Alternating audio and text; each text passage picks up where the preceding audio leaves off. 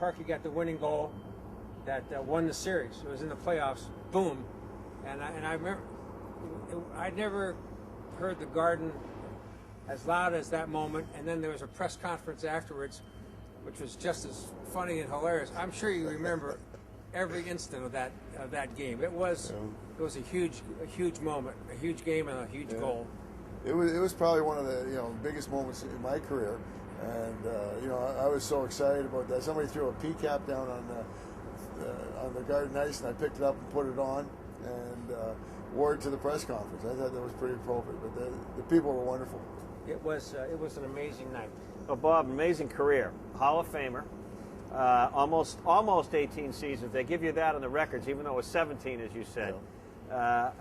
Almost 900 points. But a lot of penalty moments, because I don't remember that as much. But as a young guy growing up north of Boston, Brad, of course, I remember 1975, the trade that Bob just referred to. One thing I've always wondered is, we all know how you settled in and helped people remember there was another great defenseman in the game, not just Bobby Orr, but how were you with the trade? Your family, you're a big family guy, you had a lot of kids, and you were a fixture in New York. How were you, Brad Park, with that trade? Well, it was very difficult on me because I was the captain of the Rangers, and I was 27 years old. I was in my prime, and I had a running feud with Boston, the Boston fans at that time, for a number of years. So when they told me I was going to Boston, I was like, what? Boston?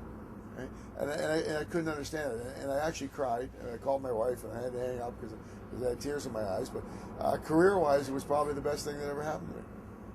Well, there's few people that would argue with that, because you became an instant hero here, as only this town can embrace people and great players that even if they were enemies the day before, if you're starting to wear their laundry, they're going to be rooting for you. Yeah, what I didn't realize is how the New England area and Boston love their athletes. I was in New York. You had two hockey teams, two basketball, two football, two baseball. You had Broadway people. So it was a different thing. I could walk down the street and nobody in New York would really look sideways at me. In Boston, you couldn't go get a cup of coffee, and it was like, wow, this is really different. Now, it was personal here. Yeah. It always has been personal, and hockey at that time was much more personal. It may have lost something since. We don't have to talk about that now, or we can. But it was much more. We were much more a member of the family here. Well, I think coming after the Orr Esposito era, and being traded for Phil, Jean Rattel, and myself, we came when the height of interest in hockey was at its pinnacle in Boston. And even though Bobby did move on to Chicago, Don Cherry was such an entertaining coach, and Harry Sinnen was a dominant general manager, that we became a very competitive team, went to the Stanley Cup Finals, and against those hated Montreal Canadian guys. I can't remember one of them. I hate them all, but it was when hockey was probably the biggest sport in town at that time. Yeah, there's no question about it. This was a hockey town, and I just want to.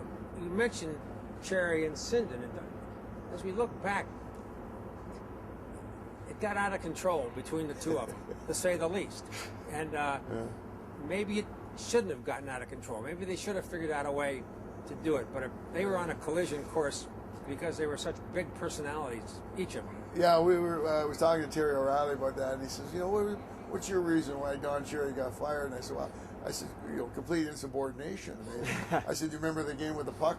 He said, what do you mean? I said, well, one of our guys, we had got these Czechoslovakian pucks for practice because they were cheaper, and we were using them in a game, and Cherry stood up after the game and said, so-and-so guys, a rookie, got his first goal today. This is what this puck is. Now look at this puck. It's black on this side. It's black on, not even a Bruins crest on it. That's how cheap we are.